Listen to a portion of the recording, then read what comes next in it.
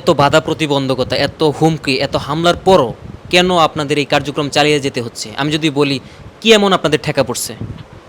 আসলে আমাদের এটা ঠেকা পড়ছে কি, আমরা আমাদের লাইফের উদ্দেশ্য আমরা বুঝছি, আমরা ইসলামের উদ্দেশ্য বুঝছি, আমরা রসুল সাল্লাহ সাল্লামকে আল্লাহ কেন পৃথিবীতে পাঠাইছেন আমরা সেই উদ্দেশ্য বুঝছি। মানুষ হিসেবে আল্লাহ আমাদেরকে সৃষ্টি করছেন কেন করছেন, এই উদ্দেশ্য আমরা বুঝছি।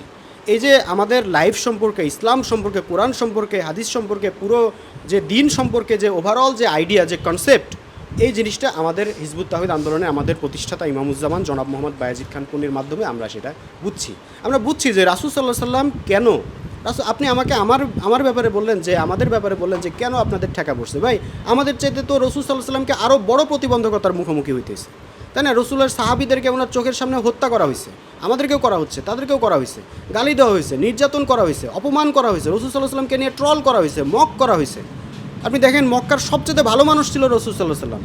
কেউ কোনো দিক দিয়ে কোনো অ্যাঙ্গেলেই বলতে পারবে না যে ওনার কোনো একটা খুঁত, কোনো একটা স্পট। আজকে আমরা সাধারণ মানুষ, আমাদের হাজারটা দোষ বাইর করা যাবে, রসুল সাল্লাল্লাহু আলাইহি সাল্লামের দোষ বাইর করার মতো একটা কোনো অপশন ছিল না। তো সেই রসুল সাল্লাল্লাহু আলাইহি সাল্লামের কিসের ঠেকা পড়ছিল যে উনি এই যে একটা বিপ্লব করলেন, একটা সংগ্রাম করলেন এত কষ্ট করে, পেটে পাথর বাইন্ধে। উনি সবচেয়ে সম্ভ্রান্ত বংশের এবং সবচেয়ে আম্মা খাদিজার সাথে যখন ওনার বিবাহ হয়, এরপরে উনি কিন্তু ধনী মানুষ ছিলেন মক্কার, ওনার তো কোনো ঠেকা ছিল না। আসল ব্যাপার হচ্ছে যে যেটা সমাজের পরিবর্তন, সমাজের পরিবর্তন। আমি চাইলে আমরা হিজবুত তাওহীদ যারা করি, আমরা অনেকেই চাইলে আমাদের লাইফ পার করে দিতে পারি। আমার গায়ে এই সমাজের এই যে অন্যায় অশান্তি, এটা আঁচ আমার গায়ে লাগবে না, এটা আমরা পারি, আমরা পার করে দিতে পারি। কিন্তু আসলে একটা ব্যাপার কি, যে এই সমাজটা যদি অন্যায় অবিচার অশান্তির মধ্যে ডুবে থাকে, আমি পার করে দিলাম, আমার পরবর্তী প্রজন্ম তো এটা ফেস করতে হবে।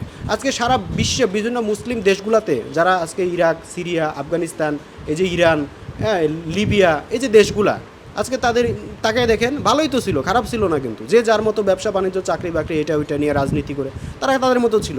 কিন্তু যখন একটা সিচুয়েশন আসলো, তারা কিন্তু আর কেউই কিন্তু, তার দেশও বাঁচলো না, মাটিও বাঁচলো না, তাদের ওই উপাসনালয়ও বাঁচলো না, তাদের আসলে সব ধ্বংস। তো এই অবস্থা আমার বাংলাদেশে হবে।